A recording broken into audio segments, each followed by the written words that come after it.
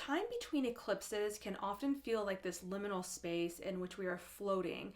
It's not rare to feel kind of confused or unsure of what's happening when we're in this space between two eclipses. We had a lunar eclipse on March 14th, and then we have a solar eclipse on March 29th. And in the midst of all of this, Venus is retrograde and Mercury is retrograde as well, to add to the confusion and to the introspective qualities of Venus and Mercury, and rethinking and re-evaluating so many different aspects of our lives regarding relationships, our communications, and travel plans, and all sorts of things that these two planets represent. The solar eclipse that's happening on the 29th, though, is a pretty big deal because it is the last solar eclipse, the last eclipse that we're going to have on the axis of Aries and Libra for another 9 years. And that's going to be in the reverse position. So then we're going to start having the North Node in Libra and the South Node in Aries, where it was kind of reversed from 2023 to 2025. This is really the beginning of the end in this part of our chart. And the thing with Aries is that the energy of it is quite a trailblazing energy. It's the first sign of the zodiac. So we're going to feel the surge of energy toward change, toward wanting change. And I know that you guys are already feeling this, even though it's not quite time for the solar eclipse yet. Solar eclipses and lunar eclipses are powerful, and the effects go far beyond the days preceding and after. So it's important to recognize that these aren't just blips of time. They happen and then they reverberate throughout the many months ahead. And specifically for the solar eclipse, it's going to start around a 6-month process. But like I said, it's the beginning of the end of this part of our chart in Aries, where it's like this last push effort to change, to make a decision, because the opposite of Aries is Libra, which is more so prone to indecision and weighing the facts and logic and what makes sense, and it rules the mind more. Whereas Aries is about decisive action. It's about movement. It's fire and cardinal. Now, many of us have made considerable amounts of movement in this part of our chart already. And so when we talk about the tarot, I'm going to go into that a little bit more, but I'll probably talk about it before that as well. So it's not like you've made no effort and you've not gotten anywhere, but this is really about moving into a whole new dimension, because the next day after this solar eclipse, Neptune moves into Aries until October 22nd, and then Saturn will also move into Aries this year later on in May. And yes, it will come back into Pisces. So this is why this part of our chart, it's not quite completed yet. And because Venus and Mercury are retrograde during this solar eclipse, things may change on the path, but the solar eclipse is asking for a decisive moment, so that even if things progress differently, you are choosing to leave some way of being behind for good. It doesn't mean that you're not going to come back and have doubts, but it means that you are committed to the change. So let's get a little bit deeper into this solar eclipse. So the solar eclipse is happening at 9 degrees of Aries. So if you have anything around, I would say 7 to 11 degrees of Aries specifically, or any other cardinal placements, so Libra, Cancer, Capricorn, you're going to be hit directly by the solar eclipse. Now, the solar eclipse is like a supercharged new moon. So the same rules apply with a new moon, but we have the nodes, even though they're in different signs, right? They're in Aries, they're in Pisces and Virgo, they're still close enough for this to be an eclipse. So with that brings more destiny, brings more karma, brings more fate. And so in some ways you're making the decision, but in a lot of ways the universe is conspiring to help you make this decision, which is wonderful. And once we get into the tarot, once again, I see that this is going to probably feel difficult for some of us, but we also are really aware that it's time to make this commitment and go all in. Because the decan of Aries, the first decan of Aries that this is happening in, is represented by the Two of Wands in tarot. And the Two of Wands has this essence of you're making a decision, because the twos are about decisions, and you're putting a lot of energy into that decision, and you're not really looking back. You're starting on a brand new journey here within the Aries part of your chart specifically, which we'll talk about in the all signs. So this is the beginning of a 6-month cycle that will culminate with a full moon later this year. And you'll start to see the fruition of this decision by then. But for a lot of you guys, I think it's going to come a lot faster because that's what my tarot cards indicated. It's really like a year-long cycle until the next new moon in Aries, but you're going to see the culmination, some sort of fruition and realization about this in around 6 months. So just being cognizant of that idea as well. This new moon is also happening in the gate of opinions in human design, gate 17, and it's happening in line 6. So I'm going to talk about that along with the astrology, and then we're going to talk about the Sabian Symbol, which it's really in alignment with what we're talking about with the astrology and the human design, which I love when that happens, obviously. But we also have to think about the fact that the ruler of this moon is Mars, and Mars is still in Cancer. Feels like it's been in Cancer for a really long time because it has been. We've been talking about Mars in Cancer since September 1st of last year. So it's still in the middle, nearing towards the end of Cancer. As we know, Mars is debilitated in Cancer. We've talked about this at length in my other videos, and it is still currently out of bounds with the Sun, which means that it's a little bit more chaotic than normal, and it's going to be that way until April. This makes any Aries situations, any Aries transits that we have, feel even a little bit more intense. And during this eclipse, we have Mercury going retrograde at 0 degrees of Aries, about to cross into Pisces, and Venus has retrograded back into Pisces during this time. So it's like Mercury is on this precipice. It's sitting at the creator degree at 0 degrees of Aries, about to move back to finish something out, and then going to move back forward starting April 7th, and then it's going to move back into the sign of Aries. With eclipses specifically, especially for the new moons, when we're talking about setting an intention, planting a seed for the next 6 months, I highly recommend that you wait at least a few hours after the eclipse to start making this decision. And like I said, because Venus and Mercury are retrograde, a lot of people might feel uneasy making a decision because they are afraid of it being reversed or something happening and them changing their mind. And this is very likely true because when Mercury goes retrograde, it invokes the right-sided brain, which is the more feminine way of our thinking, which is more holistic and less detail-oriented, which Mercury likes to be. So sometimes our decisions are missing aspects of information, and so are our communications. So there might be some pieces that you'll have to put together after Mercury goes direct if you make a decisive action, but sometimes the decision itself doesn't have to lead directly to action. And the other thing is that I feel like this thing that we're talking about, that's going through something brand new, transforming and dying, and then you're making a decisive action to commit to something. It's not new. It's not like out of nowhere you get this idea and want to act on it. Those are a little bit more difficult during Mercury retrogrades, which, by the way, I just want to get very clear. I have made some really poor decisions during Mercury retrogrades, and I'm still here, right? I'm still alive. Everything's okay. I made it. Humans are adaptable beings, and we are not going to have like this perfect life even with the knowledge of astrology. So if you have to make a decision, or it feels right to make a decision, because this is something I hear a lot, is this a good time? Is this a good time? And specifically for these types of readings, because it's a general reading, it's hard for me to ever tell you guys as a whole, yeah, it's a great time. Now, if you are getting a reading, it's different. You know, we can be more specific, but even then, nobody outside of you dictates your actions, right? You can just get more information and insight from your chart, from an astrologer, from a therapist, from a doctor, whatever. It's just insight that we take in and then we decide what we want to do with that. So in order to understand what this lunation is asking of us, let's dissect the energy of Aries a little bit. Aries are generally direct, they're assertive, they're decisive.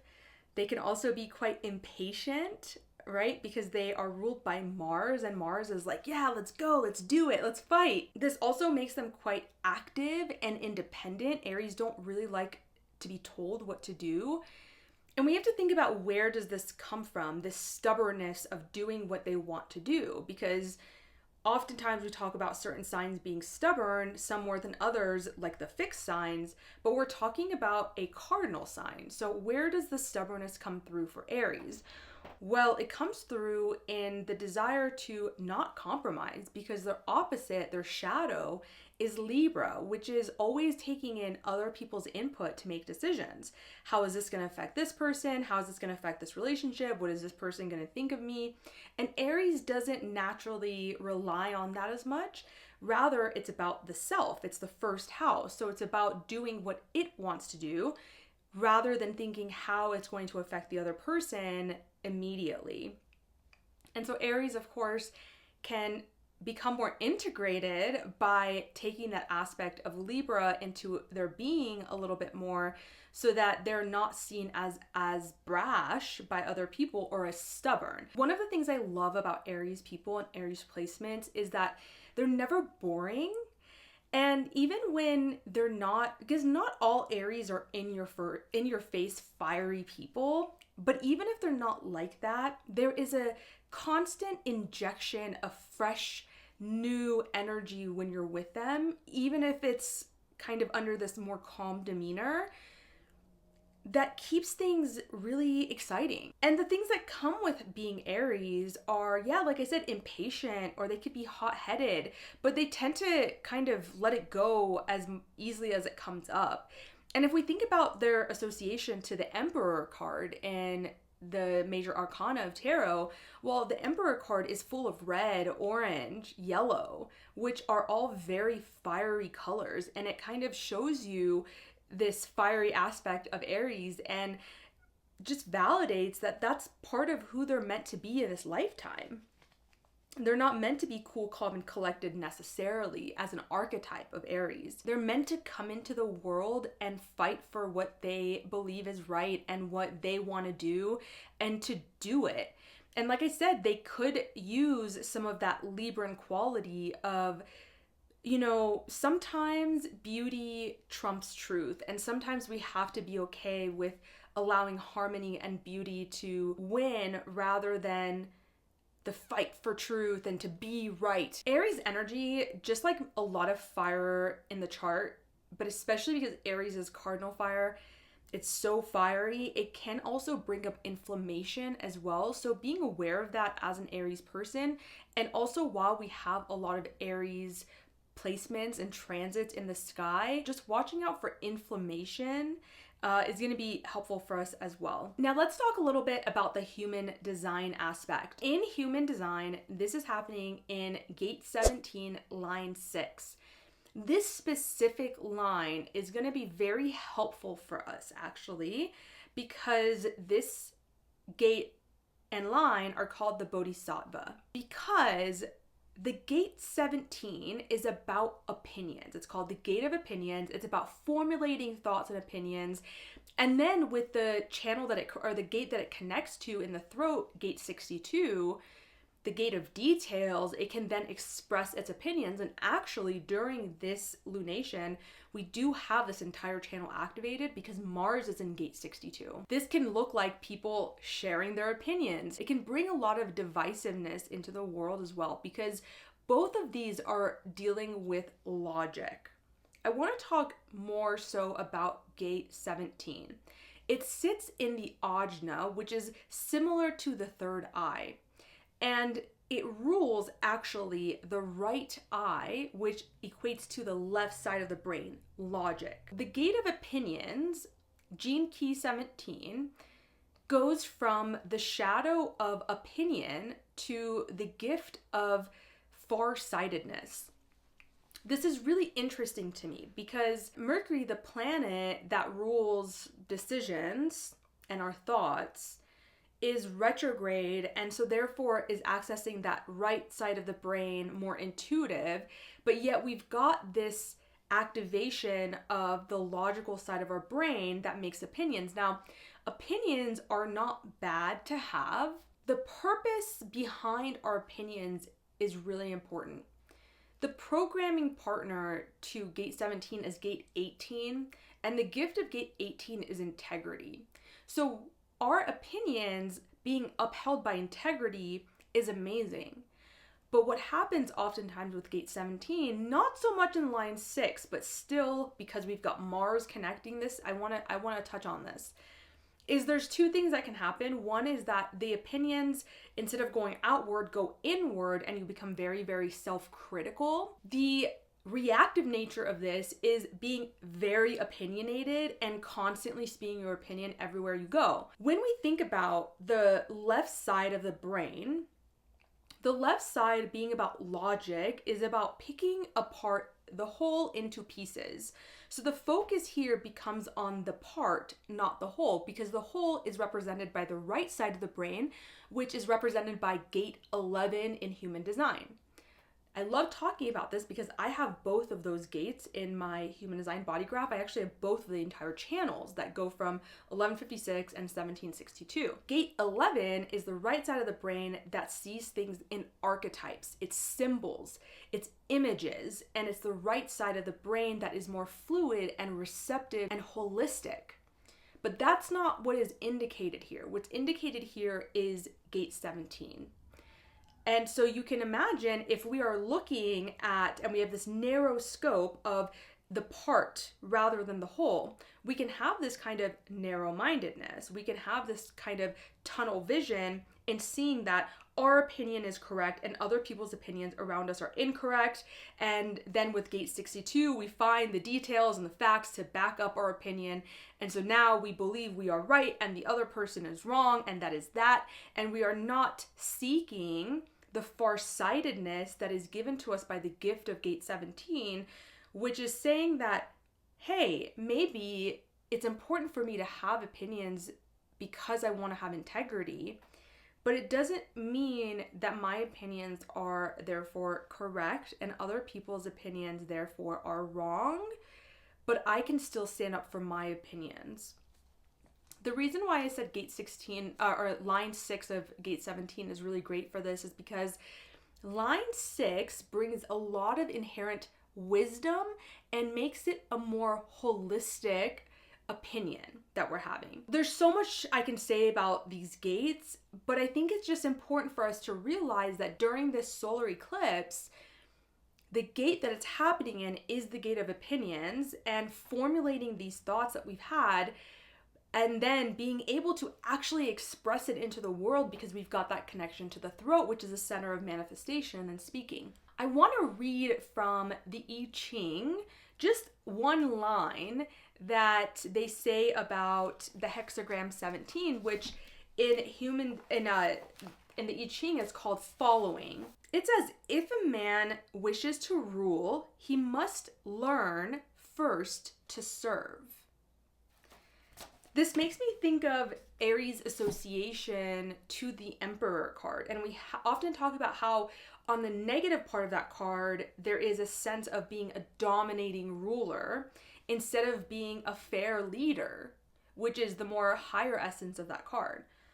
Well, if we think about it in this perspective of what the I Ching is saying about gate 17, is that in order for us to lead with this opinion through our actions, because it's gate 6, line 6, which is so much about embodiment, wisdom through embodiment, it's almost as though there is a call to us to become our opinion rather than to spout it out into the world. We're going to talk a little bit about how I think we're going to do that, but I also want to talk about the Sabian symbol of this solar eclipse.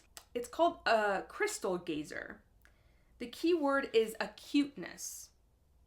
The theme is divination. This symbol speaks to a global perspective and to the capacity to quickly grasp the significance of all the facets of a situation at once and understand the meaning in coincidental events. The image of a crystal gazer emphasizes the world of potential as intuited or perceived through clairvoyance and vision.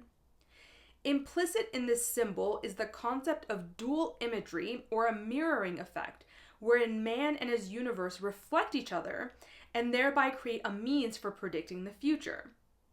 This degree can symbolize a situation where all ordinary means for solving a problem have been exhausted and divinatory techniques are turned to. Your greatest advantage lies in looking ahead to what is going to be needed in the not too distant future. The accent is on sensitivity and the need to find immediate answers or information to problems. Logic and reason may not work well at this time. Solutions are discovered intuitively or through psychic means. I love this because it's accentuating once again the intuitive mind. It's saying logic and reason, gate 17, are not enough for you to make this decision that you're making. You have to tap into this intuitive part of your brain that is being given to us through Mercury being retrograde and then about to go into Pisces.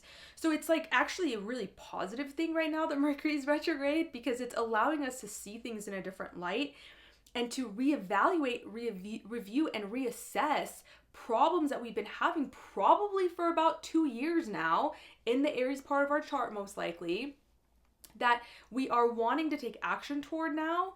And we're just getting some more information from the subtle mind, not from the logical mind. Because the thing is you've probably tried to figure this out through logical means many times and it's not working. And so there's this essence that there's courage, right? Because Aries is courageous. And also this courage is this embodiment of an opinion that you have looked at from all different angles of what you feel like you need to do, and then trusting this intuition of it is the time to do it or not.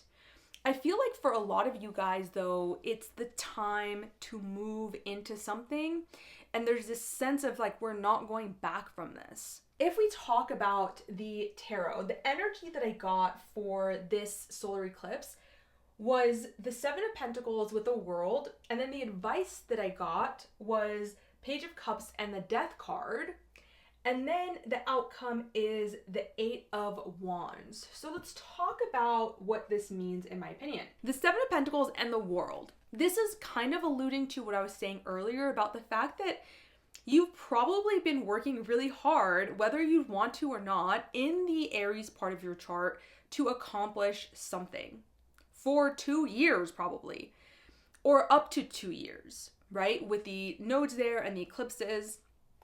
And so you're sitting there and you're looking at what you've accomplished, and it may be feeling like there is a disappointment or it's not exactly where you'd want to go. Well, there is a sense that something has been accomplished. So really, I want to just reiterate this aspect because I think it's something that we miss a lot in this starting something new and ending something, which is that silence, that gap that sits in between the ending of something and the beginning of something. And so even if you're not exactly where you want to be regarding this part of your chart, the world says you have accomplished a lot, that you have gotten so much further in this part of your chart than you imagine. And to give yourself that praise of you did it, you're finishing a cycle, and the hard work has been leading somewhere. It's been leading you to this point in which it's time for you to actually make a really big decision, to commit to it and to not go back from it.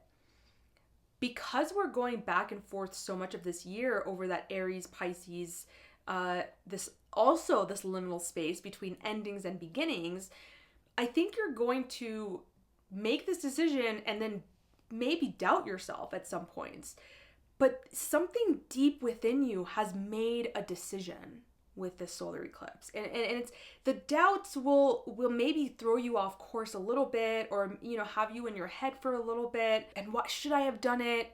Was this a good decision? This doesn't seem very logical, because that's the thing I'm getting, is that this new decision you're making may not seem very logical and to other people, and they may be sharing their opinions and being vocal about that, but you are embodying your opinion. There is a almost like a belief or an opinion, which honestly, what is a belief? It's a thought that's thought over and over and over again, and then it becomes solidified into a belief. So opinions can turn into beliefs in that way.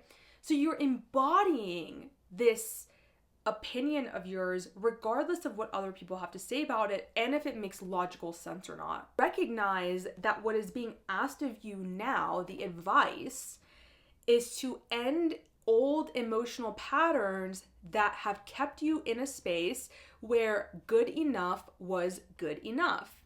There is an ending. It's so interesting because we've got the World card, which is like conclusion of a cycle. And then we got the Death card, which is transformation. This is the end of a certain way of being. The advice is saying there is a fresh, new emotional outlook that is necessary right now that requires some part of you to die that is no longer working in your favor. The best part about this is that the outcome is 8 of Wands, which means that when you actually commit to making this decision, going on this path, and not looking back, what ends up happening is success, and it happens fast. Now, each of us has a different understanding of what success is and what it means. And the thing about this is it's not necessarily pentacles. So it's not necessarily financial or something that is tangible, but it's the wands. And it could be, this is oftentimes a message. This is oftentimes travel as the outcome.